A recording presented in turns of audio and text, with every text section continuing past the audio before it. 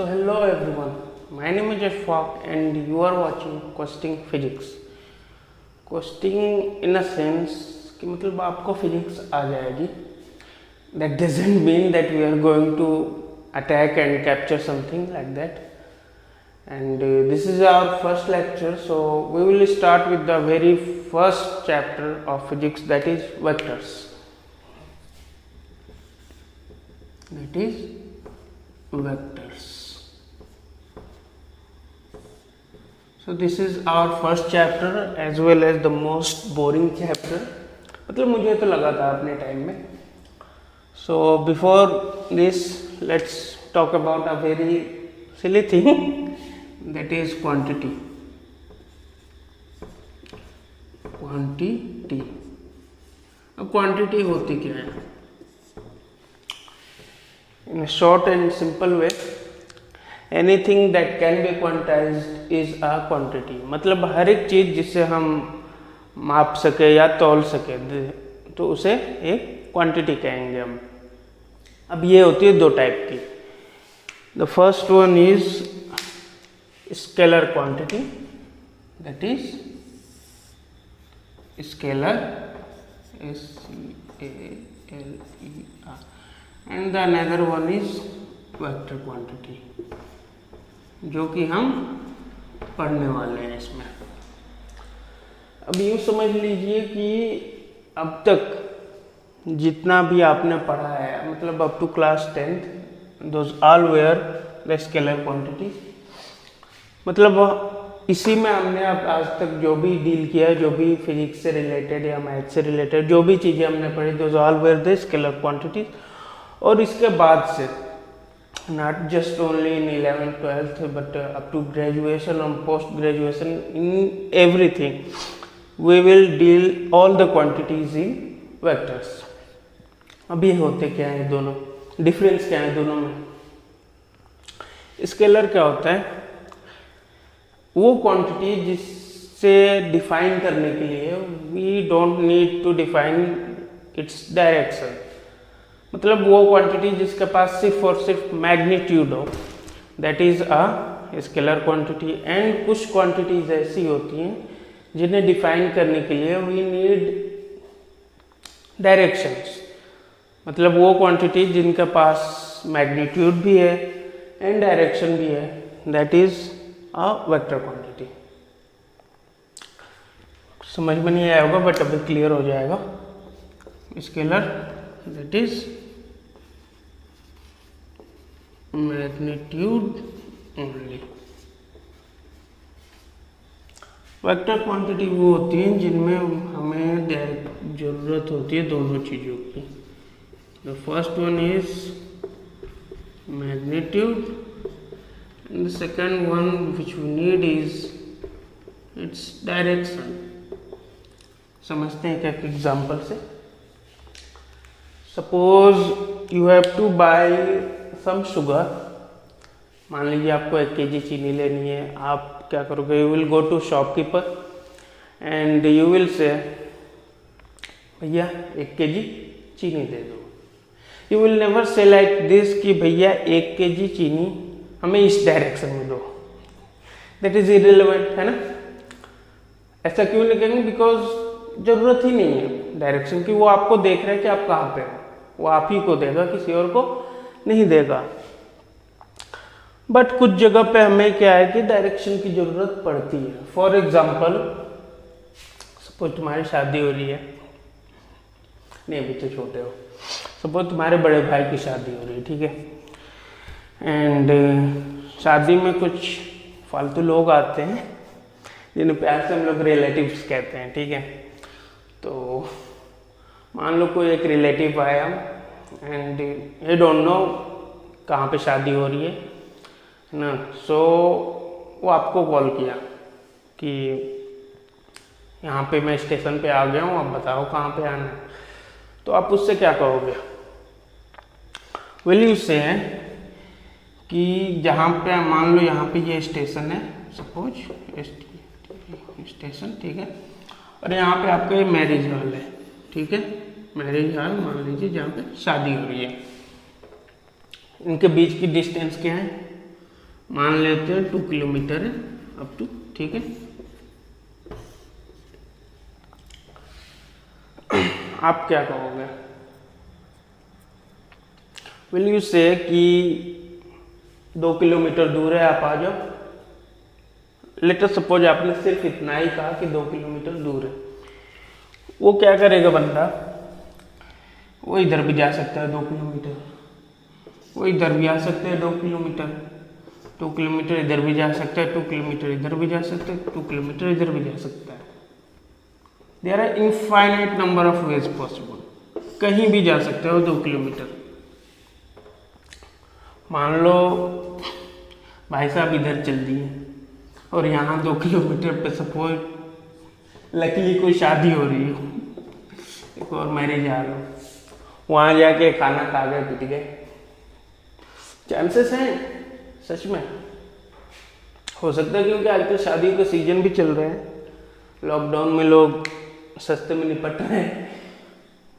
तो बात कुल मिला के ये है कि सिर्फ हमने डायरेक्शन बताया तो उस बेसिस पे वो नहीं आ सकता हमारे एग्जैक्ट लोकेशन पे। अच्छा चलो भूल जाते हैं डायरेक्शन, हम भूल जाते हैं मैग्नीट्यूड, हम उन्हें कहते हैं कि सिर्फ डायरेक्शन ही बता देते हैं, ठीक है। सपोज वी से कि आप इस डायरेक्शन में आ जाओ, मान लो, या फिर हमने कह दिया नॉर्थ में आ जाओ, ठीक है। नॉर्थ में वो चल दिया सपोज, हमने ये नहीं बताया कि 2 किलोमीटर पे ही शादी हो रही है, वो रुका नहीं, वो चलते गया चलते गया चलते गया, फिर पता चला कि वापस घूम फिर के यहीं आ गया। कैसे? सिंपल है, बिकॉज दुनिया गोल है।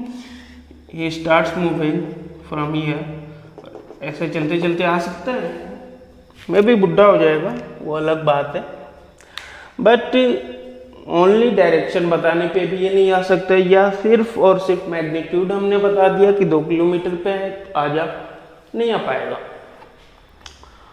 तो क्या लगता है, क्या हमें उसे एग्जैक्ट लोकेशन पे पहुंचने के लिए हमें उसे डायरेक्शन के साथ साथ मैग्नीट्यूड भी बताना होगा, या मैग्नीट्यूड के साथ साथ डायरेक्शन बताना होगा?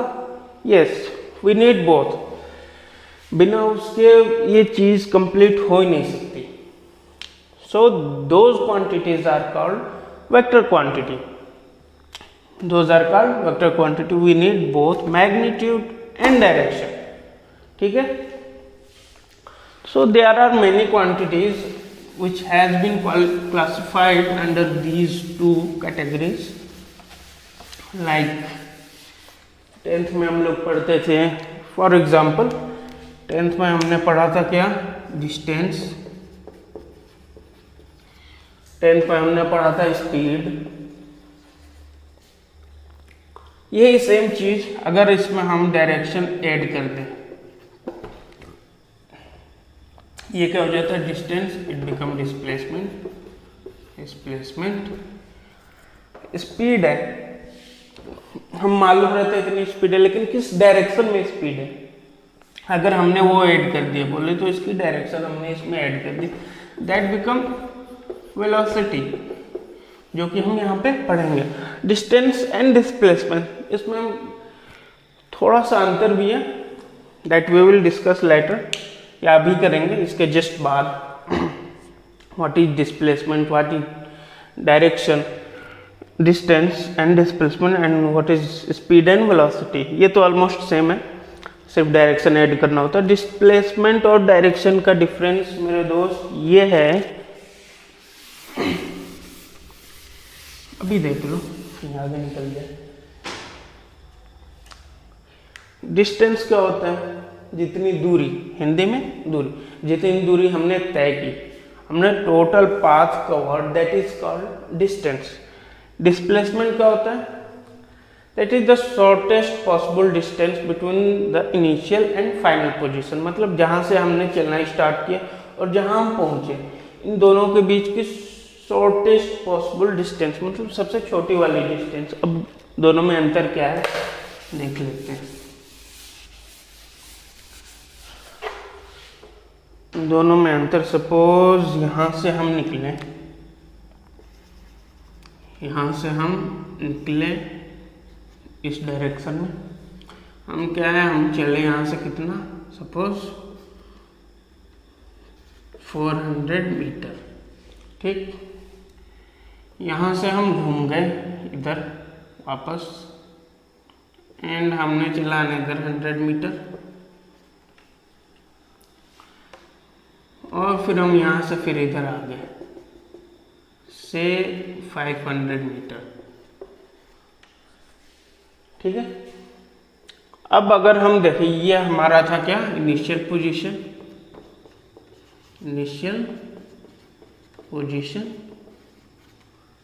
एंड ये है हमारा final position, that is final position, मतलब जहां पे आके हमने अपनी यात्रा समाप्त कर दी। डिस्टेंस क्या होगा भाई, 10th से पढ़ते आ रहे हैं हम लोग, सब बता सकते हैं। 400 मीटर इधर हमने इतना चला, 400 metre, 100 metre plus again 500 metre again, total कितना आएगा 500 1000 मीटर से 1000 metre, that is our distance. और डिस्प्लेसमेंट जो मैंने कहा अभी, डिस्प्लेसमेंट क्या होता है ये बच्चों, initial position and final position के बीच की shortest possible distance. Shortest distance क्या हो सकती है इन दोनों के बीच की, यहाँ से यहाँ, यहाँ से यहाँ, ये चाहे तो ऐसे भी जा सकता था, दैट इज द डिस्प्लेसमेंट। अब इसे हम बाद में कैलकुलेट कर लेंगे, या आप कर लेना, दैट विल टेक टाइम, ठीक है। या ग्राफ पे ड्रॉ करके कर सकते हैं। 400 मीटर, 100 मीटर को 1 सेंटीमीटर मान के कर लेना, हो जाएगा। That is called displacement, displacement, simple. या फिर इधर जैसे हम चलें 4 मीटर, इधर हम चले 3 मीटर, सारे लोग इसी का एग्जांपल देते हैं, आई नो, क्योंकि इन दोनों का स्क्वायर करने के ऐड करने पे जो वेक्टर रूल से हम ऐड करेंगे, that comes out to be 5। तो डिस्टेंस इस केस में अगर हम देखेंगे क्या होगा, 4 metre plus 3 metre, that is 7 metre. पर डिस्प्लेसमेंट क्या होगा, यहाँ से यहाँ, ये अगर 90 डिग्री पे है तो क्या होगा, what do you think, this will be Pythagoras theorem, that is 4 square plus 3 square, that comes out to be 5 metre. ये क्या होगा, ये होगा डिस्प्लेसमेंट। थोड़ा और समझ लेते हैं इसी एग्जांपल को।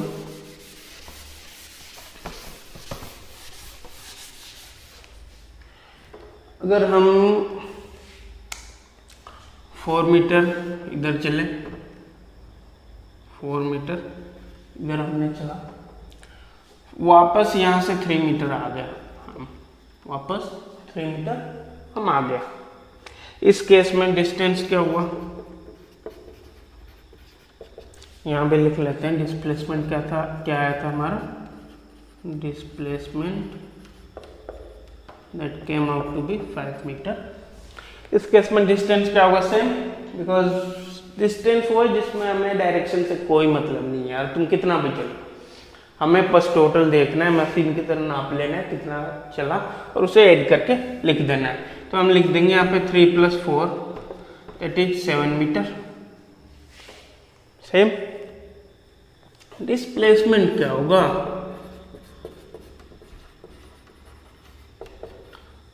डिस्प्लेसमेंट क्या आता है, initial position and final position के बीच की दूरी। इनिशियल पोजीशन हमारी ये थी, फाइनल पोजीशन ये है, वापस आ गया ना। तो क्या यहाँ पे हम ऐसे लिख सकते हैं 4 - 3 = 1 मीटर लिख सकते हैं। एक और केस देख लेते हैं जिसमें ये चला 4 मीटर एंड अगेन और आगे बढ़ गया 3 मीटर। इस केस में क्या होगा, distance 3 + 4 that is 7 metre. Displacement, क्या इस केस में डिस्प्लेसमेंट सेम आ जाएगा? आएगा ही आएगा। इनिशियल ये, फाइनल पोजीशन ये, तो 4 + 3 दैट इज 7 मीटर। अच्छा, इसमें सेम क्यों आ गया? बिकॉज ये कहीं मुड़ा नहीं है। डायरेक्शन इसमें आप कंसीडर करो या ना करो, बात तो एक ही है। जिस डायरेक्शन में गया उसी डायरेक्शन में आगे बढ़ गया। एक रियल लाइफ एग्जांपल भी है जो हम लोग हमेशा करते आ रहे हैं, आप लोगों ने भी किया है और करते होंगे। रियल लाइफ एग्जांपल ये है मेरे दोस्त कि ये होता था हमारा बचपन में क्लासरूम। क्या होता था? क्लासरूम। और स्कूल में यहाँ कहीं पे होता था अपना वॉशरूम। हम क्या कहते थे, मैं बाहर निकलते थे यहाँ से हम लोग डायरेक्ट जाते थे वॉशरूम। क्यों? प्रेशर में थे भाई, सारे लोग होते हैं, तो हम तुरंत भाग के जाते थे वॉशरूम। ठीक है, लेकिन वहाँ से आते कैसे थे? वहाँ से आके हम सीधे सीधे आ जाते थे। सीधा सीधी बस एक लड़का आता था जिसे हम कहते हैं शर्मा जी का लड़का। हम लोग क्या करते थे, बाकी आप लोग भी करते थे, यहाँ से हम निकलते थे, यूँ इधर जाते थे, फिर इधर जाते थे स्कूल में, फिर याद आता था प्लेग्राउंड चेक कर लेते हैं, फिर इधर आते थे, फिर याद आता था 11th भी में अपनी क्रश है उसको भी देख लें, फिर वापस आते थे। तो ऐसे घूम फिर के लास्ट में फाइनल जब पीरियड ख़त्म होने वाला होता था तब आते थे क्लासरूम में। इतनी दूरी तय करते थे। तो मेरे दोस्त, जो हम लोग यहाँ से जाते थे दैट वाज आवर डिस्प्लेसमेंट, और जो वहाँ से घूम के आते थे इतनी पूरी सैर करके स्कूल की, दैट वाज द डिस्टेंस। अब तो समझ में आ ही गया होगा कि डिस्टेंस एंड डिस्प्लेसमेंट में डिफरेंस क्या है। करेक्ट? आगे बढ़े। फिलहाल हम लोग पढ़ रहे थे वेक्टर्स।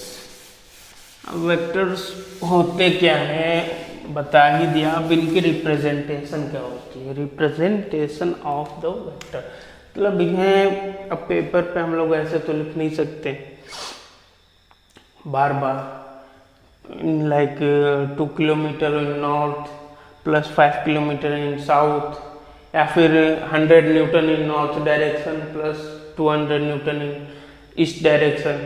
इतना लिखने का हमारे पास टाइम नहीं है। सो हमने क्या किया, हमने डिसाइड किया कि एक नोटेशन दे देते हैं, एक साइन दे देते हैं, जिससे पता चल जाए कि हाँ इसका मतलब इस डायरेक्शन हो गया। ठीक है, उसे हम अभी देखते हैं। पहले लिखते हैं representation of vector. Representation of vectors. Vectors को भाई लोग अब लिखना कैसे है? कॉपी पे। इसके लिए हम लोग बनाते हैं क्या, ये एक्सिस बनाते हैं अपने तीनों। ठीक है, जरूरी नहीं है किसी को एक्स माने, किसी को किसी को कुछ भी मान सकते हैं, that is up to us. ठीक है, क्योंकि हमें बस एक रेफरेंस पॉइंट ही तो चाहिए। बट आप लोग कंफ्यूज ना हो, इसलिए मैं ट्रेडिशनल तरीका ही मान लेता हूँ। इसे x मान लेते हैं, इससे y मान लेते हैं, एंड इसे z एक्सिस मान लेते हैं। वेक्टर को रिप्रेजेंट करने के लिए हमने x एक्सिस को मान लिया कि ये i डायरेक्शन है, और इसे हम कहीं भी रिप्रेजेंट करना हो किसी भी नंबर के साथ में, लाइक 100 मीटर डिस्प्लेसमेंट है तो 100i के साथ में हम लोग एक कैप लगा देते हैं, एक टोपी पहना देते हैं इसे। कैप का मतलब ये होता है that is a unit quantity, unit vector. ठीक है, i that is a unit vector. Similarly y को जब रिप्रेजेंट करना होता है we use J cap and z को रिप्रेजेंट करना होता है तो वी यूज के कैप। ठीक है। अब सपोज स्पेस में ये एक्स वाई प्लेन में कोई एक पॉइंट है, मान लो ये पॉइंट P है, that is our origin O। हमें इस पॉइंट तक जाना है, तो हम क्या इस पॉइंट तक जाना है तो क्या करेंगे, ऐसे ये वेक्टर हो गया OP, that is our OP vector. Vector जब हम ऐसे लिख रहे हैं ऊपर एक हम लोग ऐसे तीर बना देते हैं arrow, that represent that OP is a scalar is a vector quantity not a scalar quantity. Okay, तो OP हम लोग ऐसे लिख देंगे। अब ये OP की वैल्यू हम लोग कैसे लिखेंगे, ये क्या कुछ कैसे यहाँ तक ये कैसे गया होगा, पॉसिबल वेज क्या है यहाँ तक जाने के। जेड एक्सिस से कोई मतलब है नहीं, एक्स एंड वाई एक्सिस जमीन पे है, ऊपर से तो कोई मतलब है नहीं। पहला पॉसिबल तरीके ये कि ये पहले कुछ डायरेक्शन इधर जाए, ठीक है, एक्स डायरेक्शन ये इधर आए, ठीक है, और उसके बाद फिर वहाँ से ऐसे वाई डायरेक्शन में इधर चला जाए, वाई इधर चला जाए, वाई डायरेक्शन में वाई मैग्नीट्यूड वाई, मान लो ये एक्स, ये वाई डायरेक्शन, मतलब कुछ इधर आए और फिर यहाँ से ऐसे घूम जाए। दूसरा वे ये है कि चलो भाई इधर ना जाए, पहले इधर चला जाए वाई में कुछ, ठीक है, that is Y, Y magnitude इतना जाए और फिर यहाँ से ऐसे घूम जाए, घूम के यहाँ पे आ जाए, दैट इज एक्स। ठीक है, ये हो गए दो तरीके। लेकिन अब इन्हें लिखना होगा तो कैसे लिखेंगे, पहले आप ये किधर गया है, एक्स में गया है तो एक्स, और फिर बाद में कहाँ गया, वाई में। लेकिन एक्स में जो गया वो कौन सी डायरेक्शन, आई कैप, तो यहाँ पे एक्स आई कैप लिख देंगे। क्या वहीं पे रुक गया, नहीं, वहां से वो वाई में गया, तो प्लस वाई, डायरेक्शन क्या है, जे कैप लिख दिया। तो क्या ऐसे लिख सकते हैं, इसे लिख सकते हैं। अगर ये पॉइंट कहीं स्पेस में होता है, लेट अस से ये हो गया हमारा वाई एक्सिस, ये एक्स एक्सिस, ये जेड एक्स, ये पॉइंट मान लो इधर कहीं स्पेस में है, सपोज ये स्पेस मान लेते हैं, एक्स वाई में नहीं है, ये जेड में भी ऊपर दिखा नहीं सकता मैं, तो उसके लिए ये कैसे गया होगा, पहले एक्स में कुछ, फिर वाई में कुछ, फिर जेड में कुछ, या फिर रूम के कोने से भी आप जिसे देख सकते हो बीच में डिसाइड करके, पहले ये एक्स में जाएगा फिर वाई में जाएगा, लेकिन पॉइंट क्या है, जेड एक्सिस पे भी तो है, ऊपर हवा में कहीं पे, तो क्या जेड एक्सिस ऊपर आएगा, आएगा। तो उस पॉइंट को अगर सपोज हम पी मान लें 3D में, ये हम बात करें 3D की बात करें 2D में, ये आपको पढ़ना नहीं है लेकिन फिर भी मैं बता दे रहा हूँ, आएगा नहीं, ये आप मैथ्स में पढ़ोगे, एक्स आई कैप प्लस वाई जे कैप प्लस जेड के कैप, क्यों, क्योंकि डायरेक्शन होती जेड की। ठीक है, तो ये हो गया वेक्टर का रिप्रेजेंटेशन। अब सपोज एक होता है cosine of vectors, cosine of vector, उसे हम पहले 2D में देख लेते हैं। इसी को देखते हैं। अगर लेट अस सपोज ये एंगल हो गया अल्फा, ये एंगल हो गया हमारा बीटा। अगर हम यहाँ पे देखें कॉस, कॉस अल्फा क्या होगा, कॉस अल्फा, अल्फा क्या होता है, कॉस क्या होता है, बेस अपॉन हाइपोटेन्यूज, बेस क्या ये होगा, हाइपोटेन्यूज क्या ये होगा, बेस ये होगा, that is x upon hypotenuse मेरे दोस्त ये है ओपी, ओपी वेक्टर, लेकिन क्या होगा उसका मैग्नीट्यूड होगा, इसलिए हम मॉड यूज कर लेंगे। अच्छा ओपी को क्या लिख सकते हैं, by Pythagoras theorem, can I write OP is equal to under root x square plus Y square. लिख सकते हैं?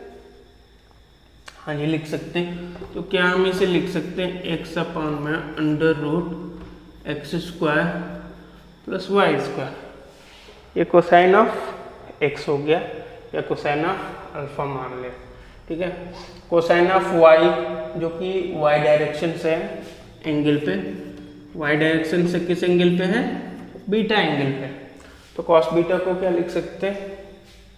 वाई, देखो ऐसे ये कॉस बीटा, ये हाइपोटेन्यूज बेस जो कि ये होगा base upon hypotenuse, base upon hypotenuse, base क्या है? वाई, ये हाइपोटेन्यूज क्या है? ओपी, ओपी का मैग्नीट्यूड अगेन लिख सकते हैं इसे वाई अपॉन में under root x square plus Y square, ये हो गया कोसाइन। अच्छा, दोनों को अगर स्क्वायर करके ऐड कर दे तो क्या होगा? एक बार देख लेते हैं। Cos square alpha plus cos square beta, ये क्या आएगा देखने जरा। एक्स अपॉन में under root x square plus Y square, इसका whole square, plus y upon में under root x square plus Y square, इसका होल स्क्वायर। क्या इसे ऐड कर देंगे तो वन आ जाएगा? हाँ। अच्छा, सेम चीज़ अगर 3D में हो, अगर हम वहाँ पे z मान लेते हैं, अल्फा बीटा मान लेते हैं, z के साथ जो डायरेक्शन बनाएगा हमारा OP P पॉइंट, वो उसे मान लेते हैं गामा, ठीक है। तो क्या होगा? कॉस गामा हो जाएगा, cos gamma is equal to cos gamma हो जाएगा, ठीक। तो उसमें क्या होगा? अगर हम 3D अगर हम कंसीडर कर रहे हैं, ठीक है, तो वहाँ पे हो जाएगा, वो हो जाएगा पहले 3, वो हो जाएगा आपका z अपॉन में under root x square plus Y square plus Z square. In that case 3D में, ये 3D में, ये सब 2D में। 3D में कॉस अल्फा क्या होगा? एक्स अपॉन में under root x square plus Y square plus Z square, ये होगा ही होगा, क्योंकि 3D में इसकी वैल्यू यही होगी। कॉस अल्फा कॉस बीटा अगर निकालना हो, कॉस बीटा, वो क्या हो जाएगा? वाई अपॉन में under root x square plus Y square plus Z square, ऐसे आ जाएगा। आ जाएगा, आप कॉपी पे भी करके देख सकते हैं। 3D में एक रम्बस ड्रॉ करिएगा और डिस्टेंस जो है उसकी मैथमेटिकली आप निकाल के देख सकते हैं। That will be under root x square plus Y square plus Z square, because सारी चीज़ें जो हैं रम्बस के सारे साइड या फिर 3D में जो भी एक्सिस है सारे 90 डिग्री एंगल पे है, तो पाइथागोरस थ्योरम तीनों पे लग जाएगा। तो ये आ जाएगा यहाँ पे। ये अगर हम इसको भी अगर हम ऐड करके देखेंगे, cos square plus cos square gamma plus cos square alpha plus cos square beta, that will be equal to 1। देख लो, ये भी जेड स्क्वायर हो जाएगा, ये एक्स स्क्वायर हो जाएगा, ये वाई स्क्वायर हो जाएगा, नीचे भी, नीचे सेम है, तो सारे ऐड हो जाएंगे। ऐड होकर वापस यही वाला केस बन जाएगा और आंसर क्या आ जाएगा? 1। यानी कि यहाँ से हम लोग ये कंक्लूड कर सकते हैं कि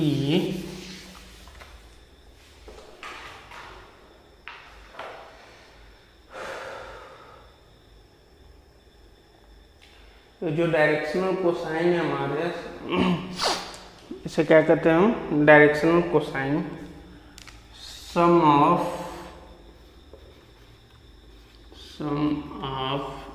स्क्वायर्स ऑफ डायरेक्शनल कोसाइंस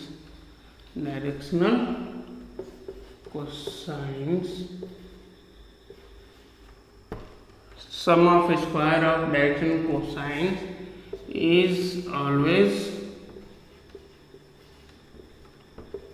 1।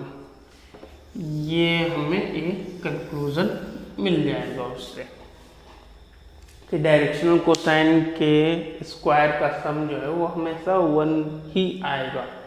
ठीक है, यहाँ तक क्लियर है? किसी को कोई सा भी डाउट होगा, any doubt if you have, you just comment and I will try to reply you guys as soon as possible. ठीक है, सबके डाउट्स क्लियर हो जाएंगे। वैसे भी नाम इस चैनल का है question physics, so we are going to conquer it. Start करेंगे इसी तरह एकदम बेसिक लेवल से and we will go up to the highest level possible. JEE वगैरह के क्वेश्चंस भी करेंगे, कोई टेंशन वाली बात नहीं है। सो गाइज आज के लिए इतना ही। आई थिंक काफ़ी लंबी वीडियोस हो गई हैं।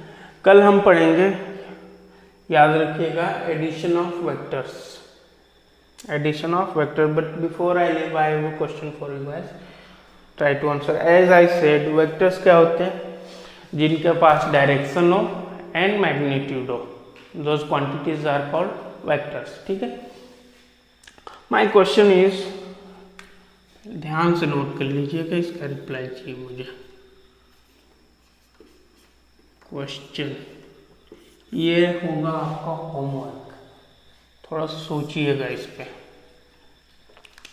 एज आई सेड, वेक्टर्स क्या होते हैं?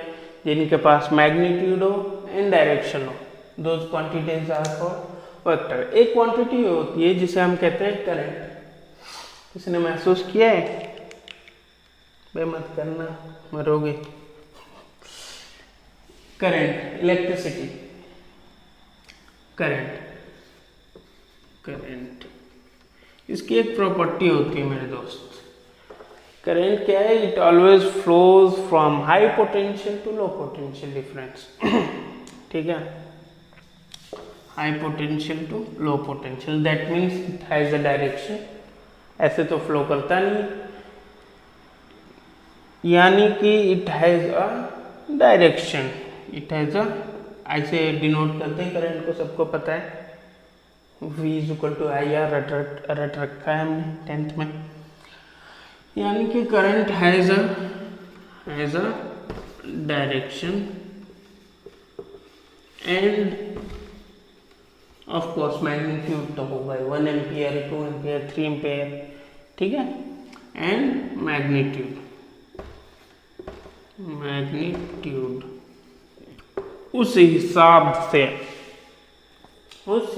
This should be a vector quantity होना चाहिए ना, डायरेक्शन भी है, मैग्नीट्यूड भी है।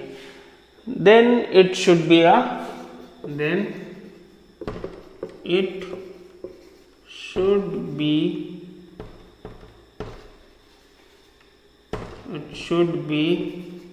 a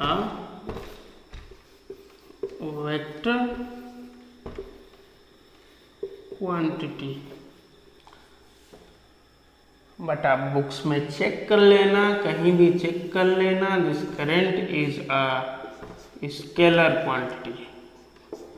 मैग्नीट्यूड भी है, डायरेक्शन भी है, मैग्नीट्यूड भी है, डायरेक्शन भी है, but still it's a scalar quantity. ऐसा क्यों? व्हाई? इस राज से पर्दा उठेगा अपने अगले वीडियो में, जब हम पढ़ेंगे एडिशन ऑफ वेक्टर्स। ठीक है, थैंक यू फॉर वॉचिंग। कल फिर से स्टार्ट करेंगे इसके आगे से। Okay, good night.